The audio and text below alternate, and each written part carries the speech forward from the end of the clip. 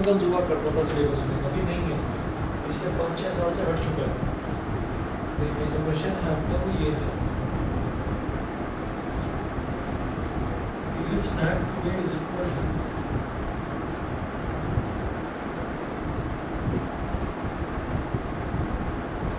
sec A is equal to cosec A minus 27 degree,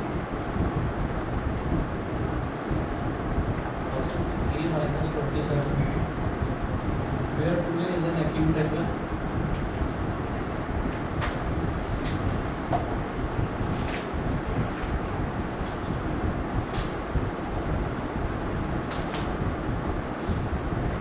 Where 2A is an acute angle, find the measure of angle A.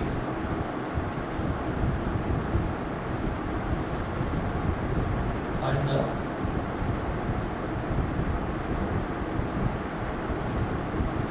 measure of angle A.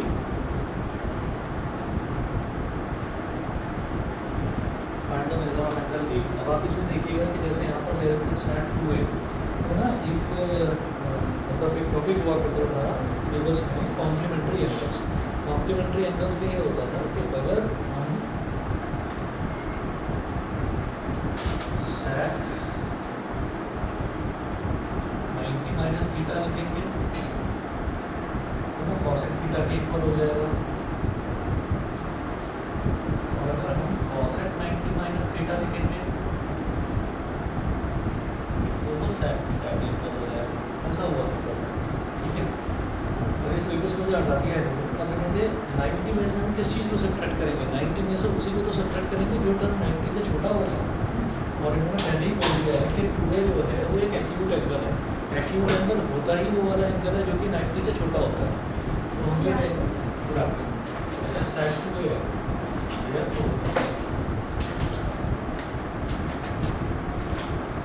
sec 2A is equal to cosec A minus 27 degree, ठीक है। तो जो sec है ये कैसे आया होगा, अगर cosec 90 माइनस थीटा करेंगे तो sec बन जाएगा। तो cosec 90 माइनस 2A अगर करते हैं, cosec 90 माइनस 2A अगर करते हैं तो sec 2A बन जाएगा। It is equal to cosec A minus 27 degree. इधर भी cosec है, इधर भी cosec है, cosec से cosec कैंसिल आउट हो जाएगा, इधर बचेगा 90 minus 2A is equal to A minus 27। अब इस A को इधर ले आओ तो माइनस 2A माइनस A और माइनस 27 और प्लस 90 है, इधर जाकर हो जाएगा माइनस का 90, minus 2A minus A is minus 3A।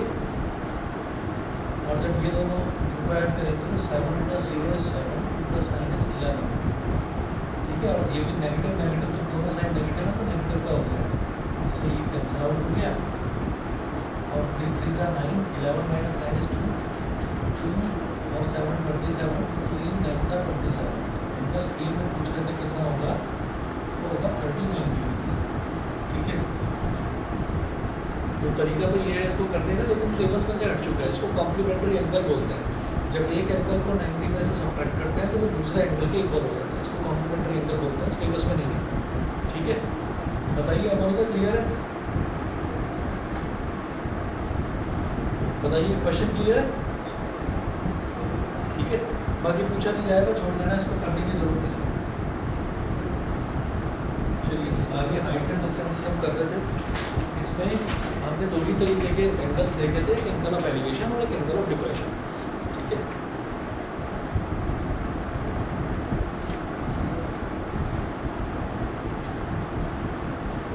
ये आप लोगों के बैच में ट्रायंगल्स वाला चैप्टर अभी मैंने करवाया है कि नहीं? मैथ्स में नहीं करवाया, इसके बाद करो।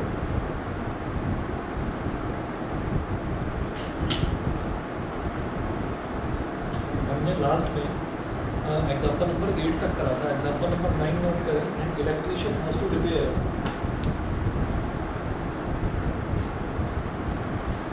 Example 9।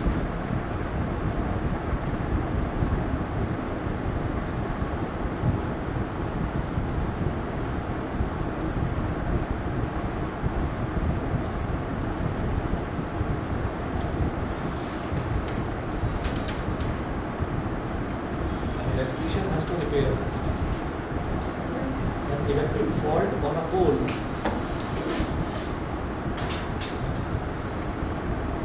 repair an electric fault on a pole an electric fault on a pole of height 4 meter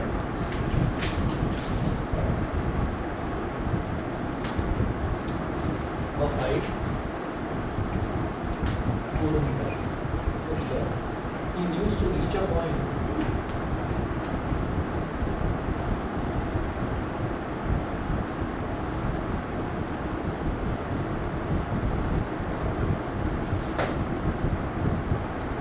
he needs to reach a point 1.3 meter below the top of the pole. 1.3 meter below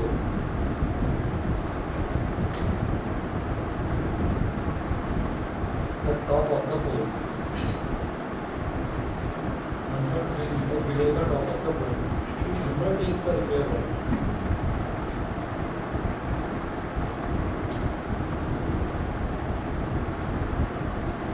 To undertake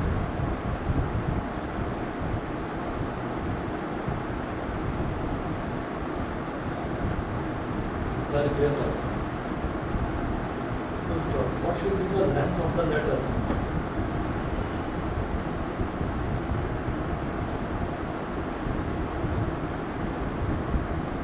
What should be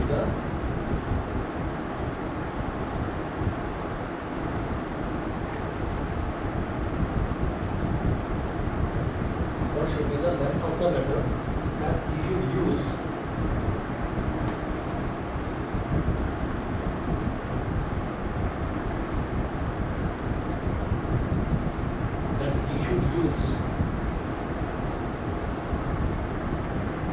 which when inclined at an angle of 60 degree to the horizontal,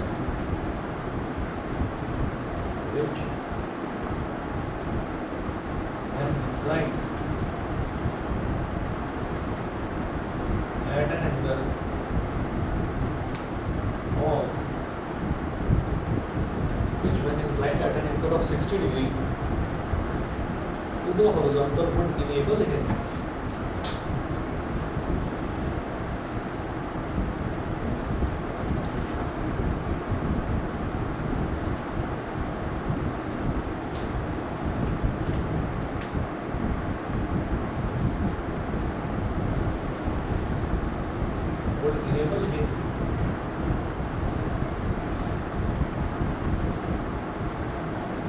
to reach the required position.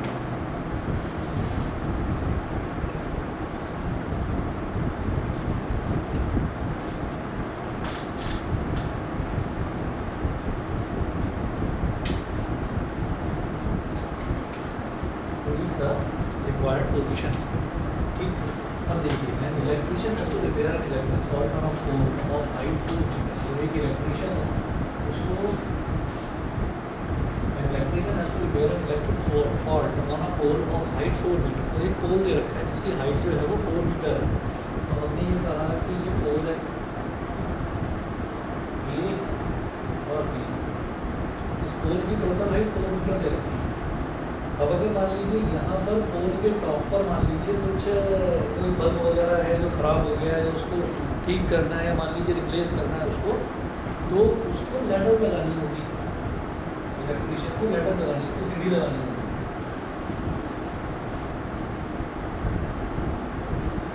और जो वो सीढ़ी लगाएगा तो सीढ़ी ऐसा थोड़ी है कि सीधा यहीं लगा देगा।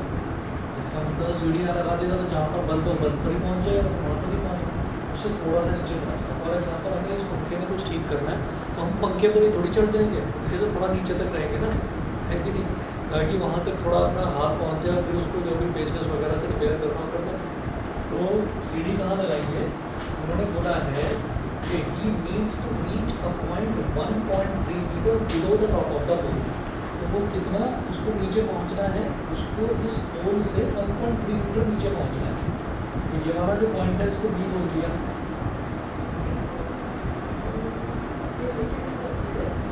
ये कितना हो गया 1.3 मीटर। अच्छा टोटल जो पोल की लेंथ है वो कितनी बताई है इन्होंने, कितना ऊंचा है पोल, 4 मीटर ऊंचा। तो ये 1.3 मीटर है, तो ये नीचे वाला कितना बचा 2.7 मीटर, 1.7 मीटर प्लस 1.3 मीटर करेगा तभी तो टोटल 4 मीटर बनेगा। ठीक है भाई, क्लियर है। अच्छा पोल जो है वो सीधा खड़ा है तो 90 डिग्री का है। अच्छा अब क्या है, what should be the length of the ladder that he should use, तो ये लैडर है ए बी बी ए सी हो गया, ये लैडर हो गया।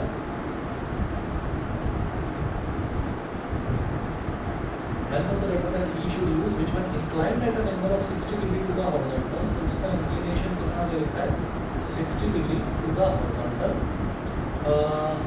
would enable him to reach the required position। ठीक है, तो लैडर की लेंथ बतानी है ताकि वो उस पोजीशन तक पहुंच जाए, इफेक्टिवली पहुंच जाए उस पोजीशन तक। तो देखिएगा कैसे करेंगे। क्वेश्चन समझ में आ गया भाई, ऑनलाइन वाले बच्चे बता दें। ठीक है, तो आगे चलते हैं इसको। तो हमको क्या करना है, लैडर की लेंथ निकालना है। तो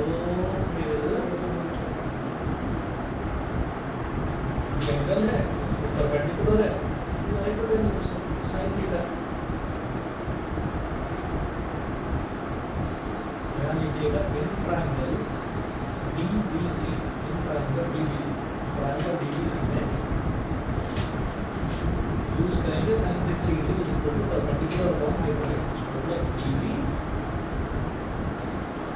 अपॉन CD साइन 60 डिग्री होता है √3/2 इज इक्वल टू DB कितना है 2.7 upon CD, cross multiplication CD into √3 is equal to 2 into 2.7,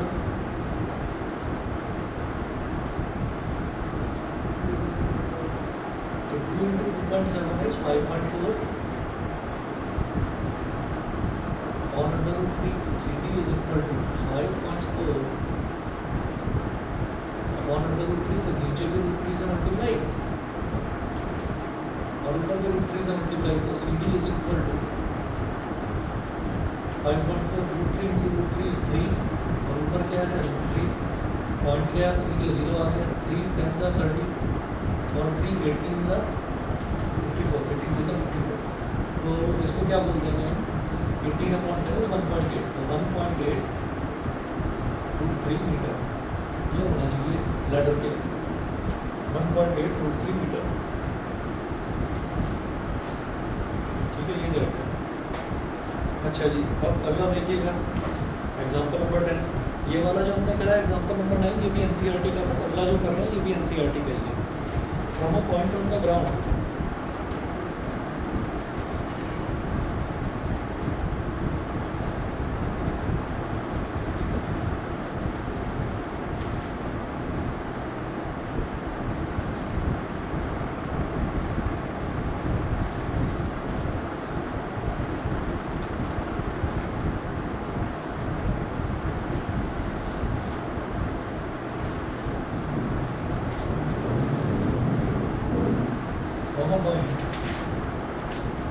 on the ground 40 meter away from the foot of a tower,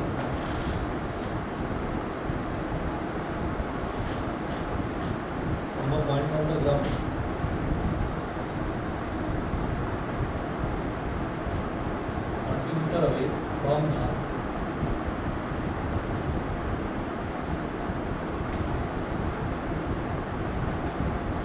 40 meter away from the foot of a tower, the angle of elevation of the top of the tower is 30 degree.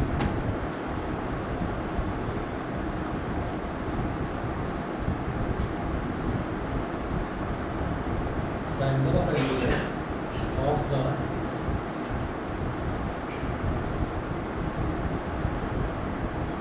top of the tower is 30 degree. Full stop. The angle of elevation of the top of a water tank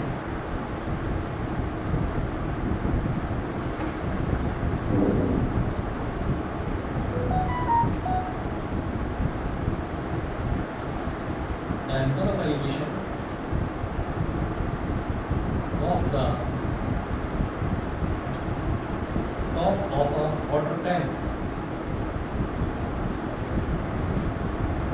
The angle of elevation of the top of a water tank. Bracket में है on the top of the tower.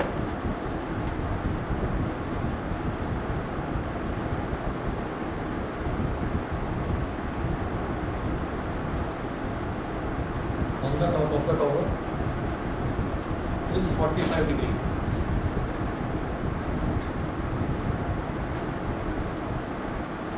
Is 45 degree. So इसका find first part है height of the tower.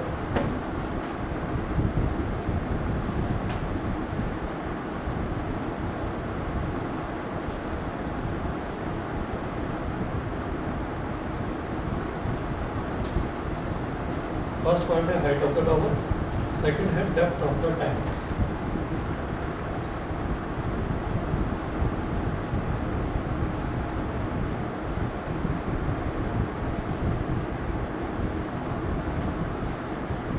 Height of the tower and depth of the tank.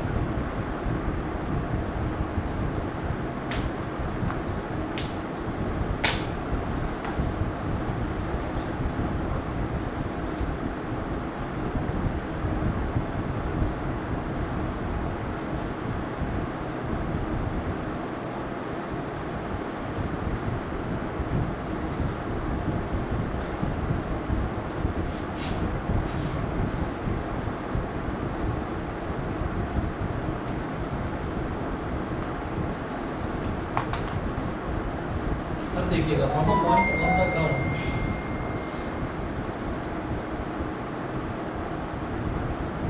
From a point on the ground 40 meter away from the foot of a tower. तो हमारे पास कोई tower है.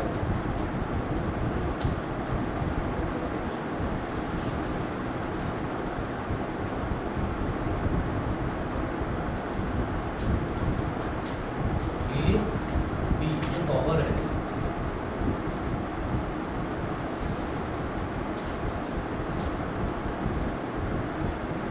From a point on the ground 40 meter away from the foot of the tower. तो tower से 40 metre दूर, इसको लिख दिया हमने, ये तो हो गया टॉवर.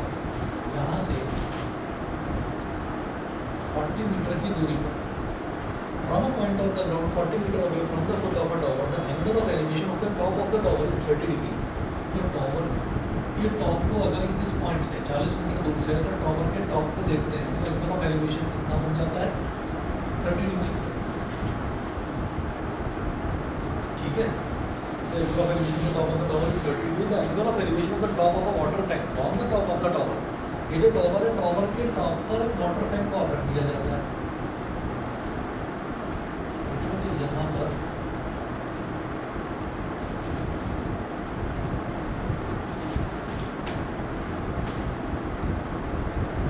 एक वाटर टैंक रखा हुआ है.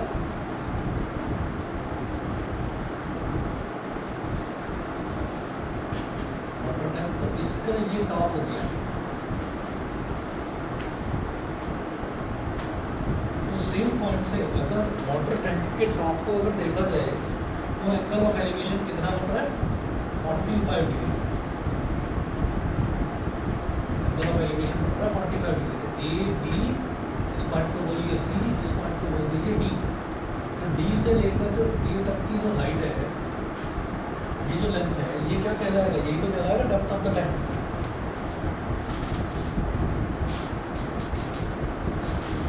Depth of the tank. Tank की जो डेप्थ है उसको एच बोल दीजिए या हाइट ऑफ द टैंक. अच्छा जी. और डेप्थ है ना, डेप्थ को बोल दीजिए स्मॉल डी. डेप्थ. और ये टॉवर है, टॉवर की हाइट को बोल दीजिए एच, क्योंकि हाइट ऑफ द टॉवर भी मेरे को कैलकुलेट करना है. यहाँ तक बताइए, क्लियर है? तो अब इस पर ठीक है. अब देखिएगा कि मेरे को टॉवर की हाइट निकालनी है सबसे पहले. तो क्या करेंगे? In triangle ABC,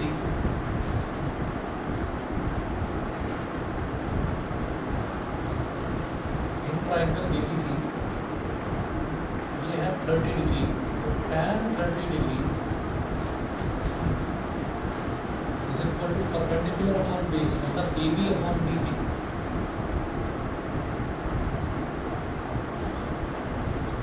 tan 30 degree is equal to AB upon BC। अब tan 30 डिग्री कितना है 1/√3 इज इक्वल टू AB कितना है height of the tower h और BC कितना है 40। ये हो जाएगा h into root 3 is equal to 40 into 1 cross multiplication h into root 3 is equal to 40 into 1। ये हो गया। अब ये रूट 3 यहाँ मल्टीप्लाई हो रहा है तो इधर डिवाइड में चला जाएगा। ये हो गया 40/√3। ठीक है।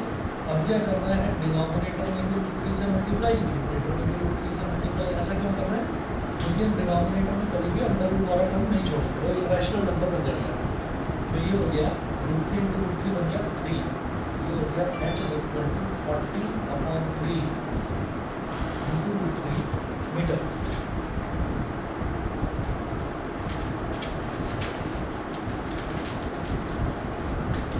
ठीक। ये तो हो गया हाइट ऑफ द टावर। तो ये तो फर्स्ट पार्ट हुआ इसका। अब सेकंड पार्ट देखिए। सेकंड पार्ट में ये पूछा है आपसे आपको निकालना है depth of the tank. Tank की डेप्थ निकालनी है तो टैंक की डेप्थ यानी कि आपको DA की वैल्यू निकालनी है। तो आप क्या करेंगे बड़ा वाला ट्रायंगल ले लेंगे DBC। ठीक है। तो बड़ा वाला ट्रायंगल लेते हैं। ये वेट करिएगा।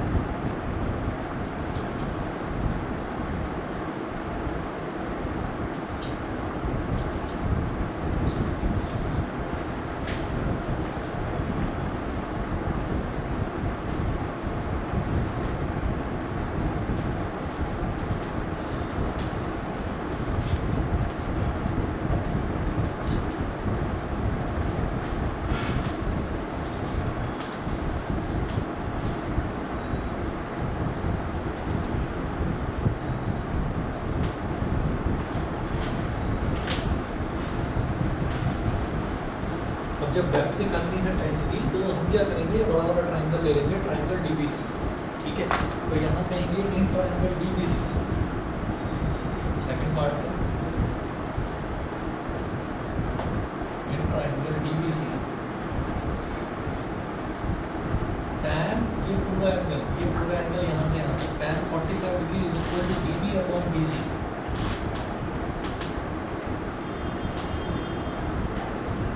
tan 45 degree is equal to DB upon BC।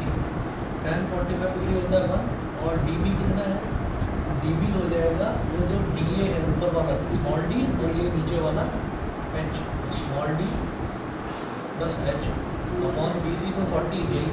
ठीक है। 40 इंटू 1 की क्या हो गया E plus H is equal to 40।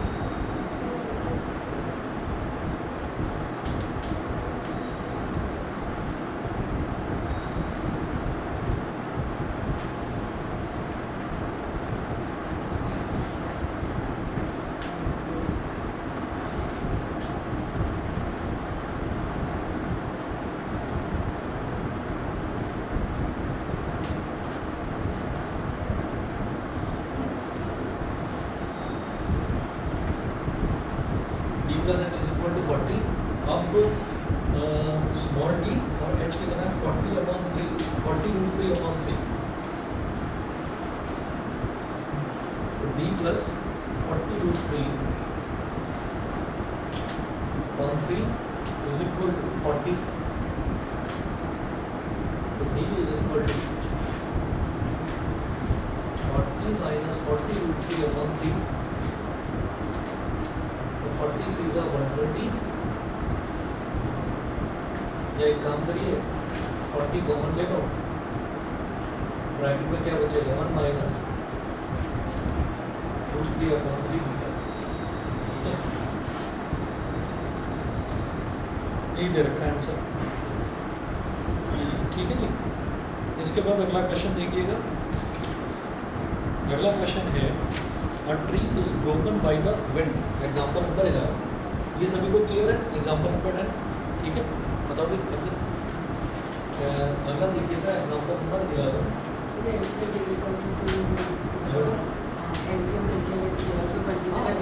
कर सकते हो और √3 की वैल्यू 1.73 डालनी है।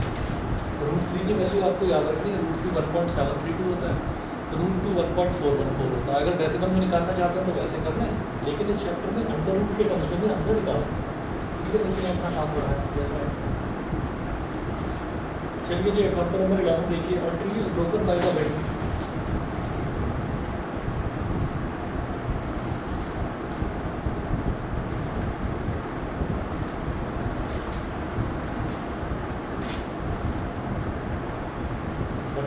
broken by the wind. Full stop. The top struck the ground at an angle of 30 degree.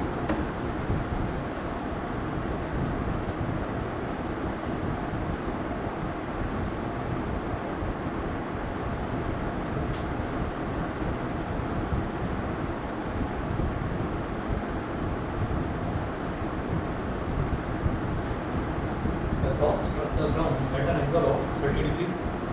And at a distance of 30 meters from the root.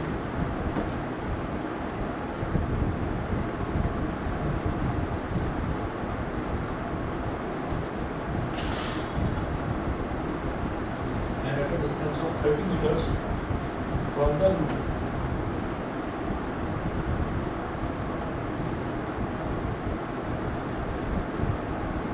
And at a distance of 30 meters from the root. Full stop. Find the whole height of the tree.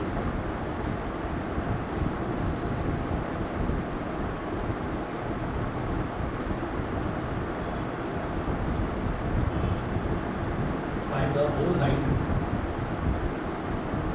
of the tree. तो tree की पूरी height आपको बताना है। देखिए figure नहीं दे रखी है हमको खुद ही अंदाजे से समझना है। अ tree is broken by the wind तो एक ट्री है ट्री सीधा है और वो बीच में से हवा चली तो वो कहीं से बीच में से टूट गया। सर एक चीज़ पूछनी है सर मैंने वो वाला क्वेश्चन ऐसे नहीं किया था तो मैंने आंसर अलग क्यों मतलब हाँ जहाँ पे 1 माइनस आ गया मेरा 3 माइनस हाँ तो 3 तो आएगा फिर जब एलसीएम नहीं है तो 3 माइनस √3 होगा तो एलसीएम ले लिए तो ये 1 माइनस √3/3 है जब एलसीएम लेंगे तो 3 1 3 हो जाएगा 3 माइनस √3/3 ये तो बची तो अलग नहीं यही है। अ tree is broken by the wind a tree is broken by the wind तो एक ट्री है अब मान लीजिए कि ट्री शुरुआत में ऐसे था इसको बोल दीजिए ए और बी ये पूरा का पूरा ट्री था अब हवा चली हुई यहाँ से टूट गया ये वाला पॉइंट अपना हो गया टी ठीक है यहाँ से टूट गया। अब टूटने के बाद ये ऊपर वाला पोर्शन है ना ये ऊपर वाला पोर्शन ये टूटने के बाद ऐसे मुड़ गया और मुड़कर ज़मीन को टच कर गया ठीक है ना मुड़कर ज़मीन को टच कर गया तो हमने ये कहा कि ना ऐसे हो गया ये इतना रह गया बस बी से लेकर और डी तक रह गया और डी वाला पोर्शन यहाँ से जो ऊपर का जो हिस्सा है इस जगह से वो टूट गया तो टूटने के बाद वो मुड़ गया और मुड़कर वो ग्राउंड को ऐसे टच कर रहा है। तो अब मैं इस पॉइंट को बोल दूंगा ए अरे भाई ए ही तो है जो मुड़कर नीचे ग्राउंड को टच कर रहा है तो ये यहाँ पर हो गया और ये 90 डिग्री। बताइए जी ऑनलाइन वाले बच्चे बता दें मुकुंद नमोलिका सुकृति तनिष बताइए यहाँ तक क्लियर है ठीक है। चलिए जी अब देखिएगा, a tree is broken by the wind, the top struck the ground at an angle of 30 degree at a distance of 30 metres from the root. तो जो टॉप है वो ग्राउंड को स्ट्रक कर रहा है at an angle of 30 degree, तो 30 degree पर स्ट्रक कर रहा है ऐसे, at a distance of 30 metre from the root, यानी कि जो इसका नीचे वाला जो बॉटम है यहाँ से लेकर और यहाँ तक जो डिस्टेंस है वो है कितना, 30 मीटर। तो 30 मीटर हो गया। तो कह रहे हैं find the whole height of the tree. तो मेरे को ट्री की ना पूरी की पूरी हाइट निकालनी है। तो पूरी हाइट कैसे निकालेंगे? A tree is broken by the wind, the top struck the ground at an angle of 30 degree and at a distance of 30 meters from the root. Find the whole height of the tree. तो whole height कैसे निकलेगी भाई? whole height ये तो होगी db और ad दोनों का सम, ये तो टोटल हाइट होगी। तो सबसे पहले तो db निकाल दो। db कैसे निकालेंगे? tan 30 डिग्री करके परपेंडिकुलर अमाउंट बेस करके, ठीक। तो हम क्या करेंगे, db निकालते हैं।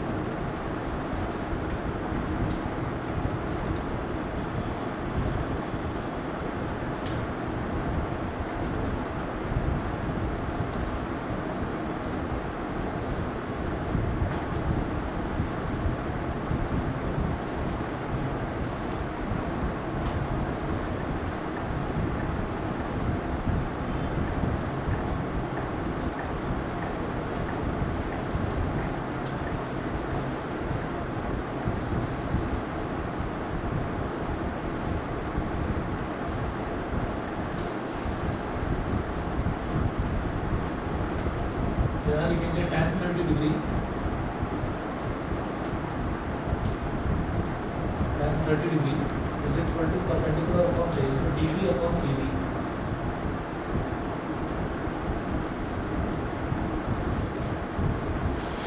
tan 30 डिग्री हो गया 1 upon √3, 1 upon √3 is equal to db upon ab। तो db अपॉन ab कितना है? ab है 30, ab है 30। तो अब आप क्या करेंगे, db इंटू √3 1 इंटू 30, तो db √3 इज इक्वल टू 30। तो db is equal to 30 upon √3, तो db इज इक्वल टू 30। अब डिनोमिनेटर में क्या है, √3 है, नीचे भी √3 से मल्टीप्लाई कर दो, ऊपर भी √3 से मल्टीप्लाई कर दो। db कितना हो गया, 30 √3 अपॉन √3 इंटू √3 इज 3, 3 10 are 30। तो db is equal to 10 √3 metre. तो ये हमारे पास db की वैल्यू आ गई 10 √3 मीटर, 10 √3 मीटर। अब इसके बाद क्या करना है, इसके बाद ad निकालना है। ये ad हाँ साइन 30 लिख दीजिए, तो हमारे पास परपेंडिकुलर तो है हाइपोटेन्यूज।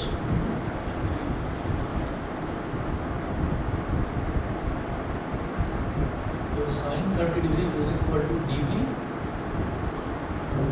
Upon ad। अब साइन 30 डिग्री होता है 1 upon 2 is equal to db कितना है, tan √3 अपॉन ad। तो ad 1 into ad is ad और 2 into tan √3 is 20 √3 metre. Therefore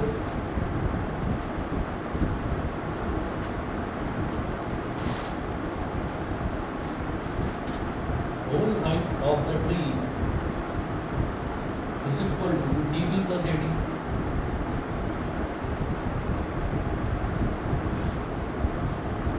db plus ad, अब db कितना है, tan √3, ठीक है, और ad कितना है, 20 √3। tan √3 plus 20 √3 कितना हो जाएगा, 30 √3 मीटर, 30 √3 मीटर, ठीक है। समझ गया?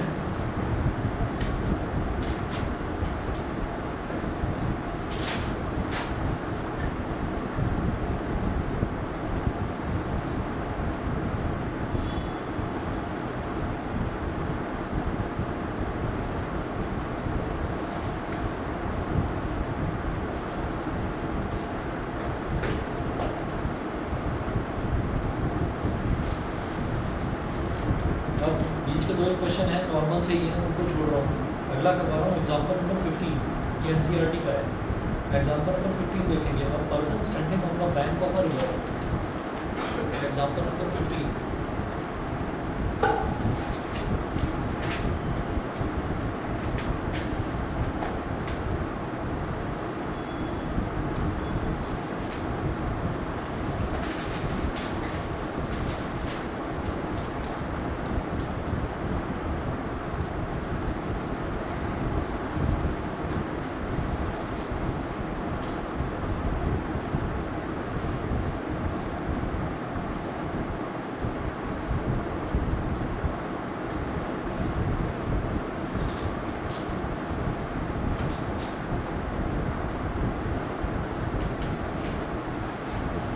Person standing on the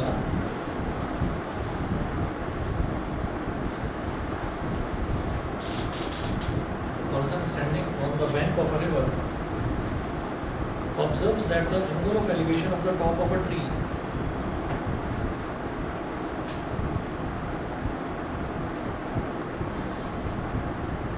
observes that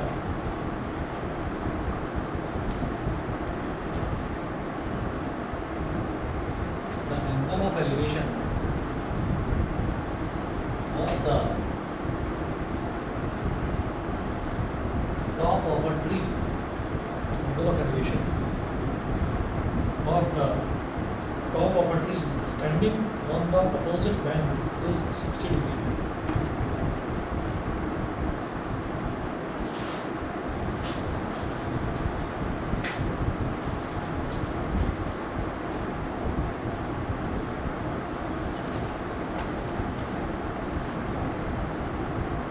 Standing on the opposite bank is 60 degree. Full stop. When he moves 40 meters away from the bank,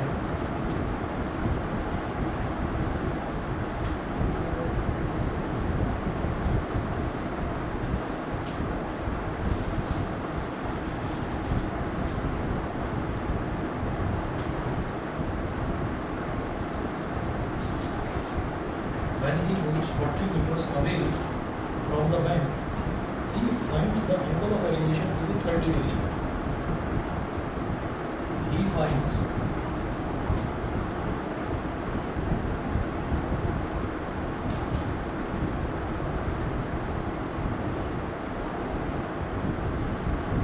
the angle of elevation to be 30 degree. He finds the angle of elevation to be 30 degree. Full stop. Find the height of the tree and the width of the river.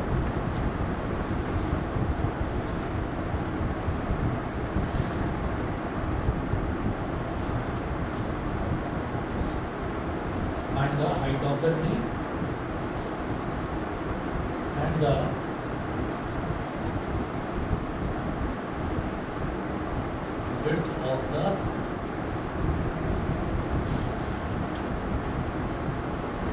river.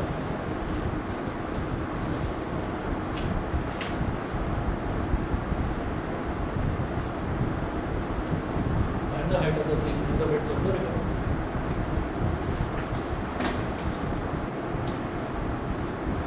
A person standing on the bank of a river observes that the angle of elevation of the top of a tree standing on the opposite bank is 60 degree.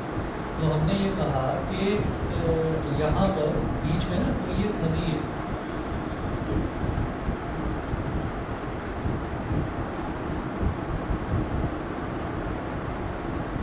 तो river इस तरीके से flow कर रही है, ठीक है। इसको स्लैंटिंग लाइन, थोड़ी टेढ़ी लाइन करके क्यों दिखाया, क्योंकि यहाँ पर क्या है कि इधर वाला जो किनारा है, रिवर के इधर वाले किनारे पर एक पर्सन खड़ा हुआ है। अब person standing on the bank of a river, इधर वाले किनारे पर खड़ा हुआ on the bank of a river, observes that the angle of elevation of the top of a tree standing on the opposite bank. तो एक tree है जो अपोजिट बैंक, दूसरे वाले किनारे पर एक ट्री खड़ा हुआ है, जैसे मान लीजिए ट्री तो ये हो गया, ठीक है, तो ट्री हो गया ए बी, और अगर इस लाइन को इस लाइन से ज्वाइन कर देता हूँ तो ये क्या हो जाएगा, ये हो जाएगा विड्थ ऑफ द रिवर। यहाँ से यहाँ तक वाली कोई लाइन है width of river A B, और जहाँ पर ये पर्सन खड़ा हुआ है ये पॉइंट हो गया सी। तो person standing on the bank of a river, तो एक पर्सन यहाँ पर खड़ा हुआ है ठीक है, ये जो सी है इसको बोल देंगे पर्सन,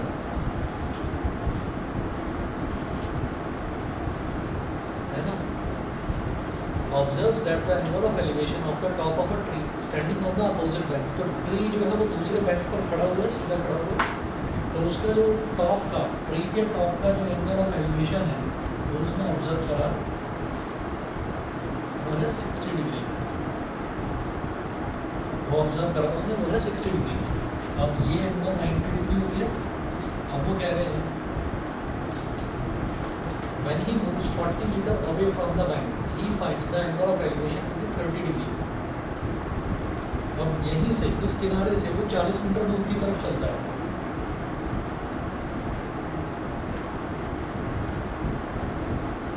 इस पॉइंट को हमने बोल दिया डी, ठीक है। तो सी से लेकर और डी तक का डिस्टेंस है, ये कितना है 40 मीटर। तो अगर वो इस किनारे से, इस बैंक से 40 मीटर दूर चलता है, 40 metre away from the bank, he finds the angle of elevation to be 30 degree. यहाँ पर उसमें दिखाई देता है कि एंगल ऑफ एलिवेशन हो गया 30 degree. Find the height of the tree, एक तो ट्री की हाइट बतानी है ना, and the width of the river. Width of the river यानी कि सी बी बताना। विड्थ ऑफ द रिवर जो है इसको हमने एक्स मान लिया, एक्स मीटर। बताइए जी, फिगर समझ में आ गई? ठीक है, बस ये जो टेढ़ी लाइन है इसको ज़रा सा इग्नोर करना, बस ये समझ लीजिए कि ये रिवर की चौड़ाई है, ठीक है। रिवर के एक किनारे पर ट्री खड़ा होगा, रिवर के एक किनारे पर आदमी खड़ा होगा। जब वो यहाँ से उस ट्री के टॉप को देखता है तब एंगल ऑफ एलिवेशन 60 डिग्री। फिर यहाँ से जब वो दूर जाता है और 40 मीटर दूर जाता है तब एंगल ऑफ एलिवेशन ट्री के टॉप का 30 डिग्री हो जाता है। हम ये वैसे भी जानते हैं, आप नॉर्मली भी देखें कि अगर मान लीजिए मैं किसी बिल्डिंग के टॉप को देख रहा हूँ, ठीक है, बिल्डिंग है और बिल्डिंग के बराबर में बहुत बड़ा मैदान है, ठीक है, तो मैं बिल्डिंग के टॉप को देख रहा हूँ। अब मैं जैसे जैसे बिल्डिंग के नज़दीक जाता जाऊँगा मेरी गर्दन ऊपर उठती जाएगी। मतलब अगर मैं बिल्डिंग को बहुत नज़दीक से जाकर और उसके टॉप को देखूंगा तो हमारी गर्दन बहुत ऊपर उठ जाएगी, यानी कि एंगल ऑफ एलिवेशन बढ़ जाएगा। और जितना जितना जितना जितना हम दूर जाते जाएंगे उतना ही हमारी गर्दन नीचे नीचे नीचे आती जाएगी और हम कंफर्टेबली बिल्डिंग के टॉप को देख सकते हैं, ठीक है ना। तो वही है कि आपको ट्री के टॉप को देखना है, तो यहाँ से देख रहे हैं तो 60 डिग्री थोड़ा दूर हट गया तो एंगल ऑफ एलिवेशन घट गया, 30 डिग्री हो गया। बताइए जी, क्लियर है? ठीक है। अब देखिए, एक तो ट्री की हाइट बतानी है और एक विड्थ ऑफ द रिवर बतानी है। विड्थ ऑफ द रिवर क्या है? एक्स मीटर, ये बताना है। तो हम क्या करेंगे, यहाँ पर बड़ा वाला ट्राइंगल लेते हैं पहले, triangle A B D, triangle A B D. और जो ट्री की हाइट है ना, ट्री की हाइट को मान लेंगे H metre, H metre. Tree की हाइट हमारे पास आ गई और ट्री की हाइट निकालनी और विड्थ निकालनी होगा।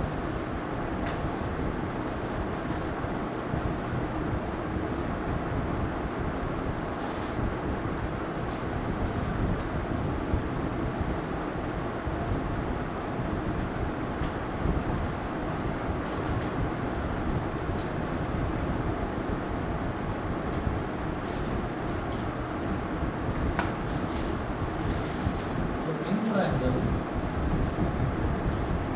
ए बी डी, बड़ा ट्राइंगल लिखिए, in triangle A B D tan 30 degree is equal to A B upon B D.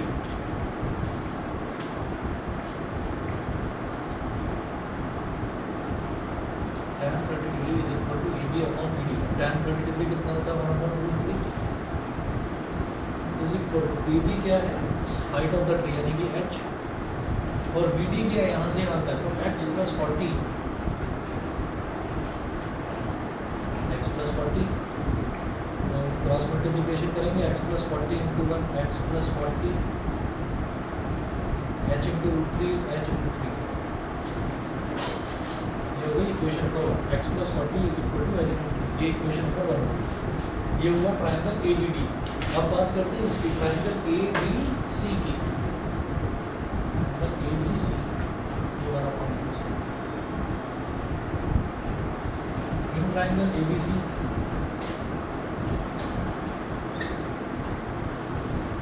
Triangle ABC tan 60 degree is equal to AB upon BC।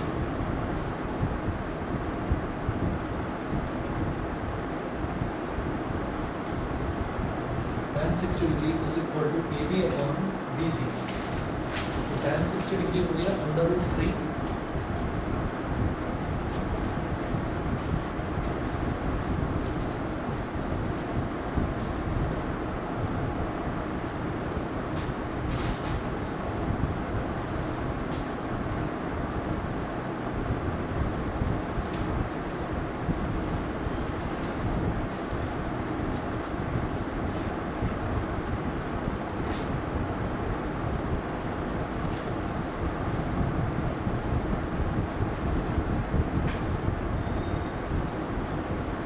tan 60 degree is equal to AB upon BC, तो AB कितना है H और BC कितना है X, तो tan 60 degree हो गया √3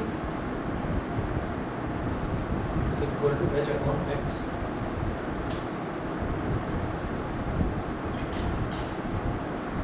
तो H क्या हो गया X √3, इसको बोल दीजिए इक्वेशन नंबर 2। तो यहाँ से देखिए हमारे पास H की वैल्यू आ गई X √3, ठीक है। Substitute this value in equation number 1.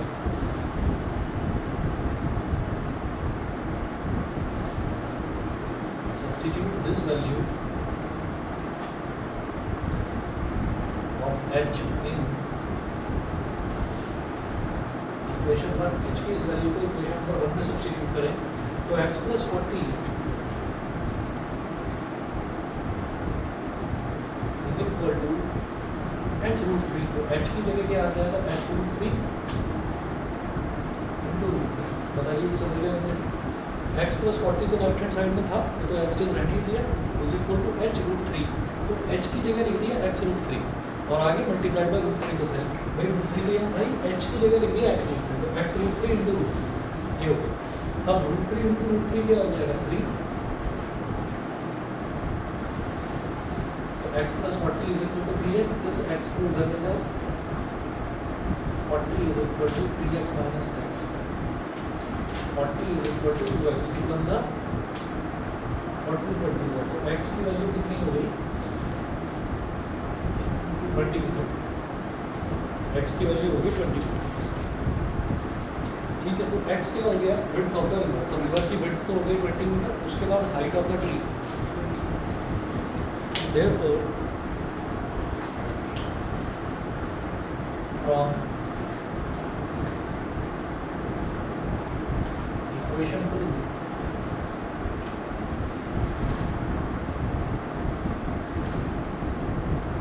height of the tree H is equal to X √3,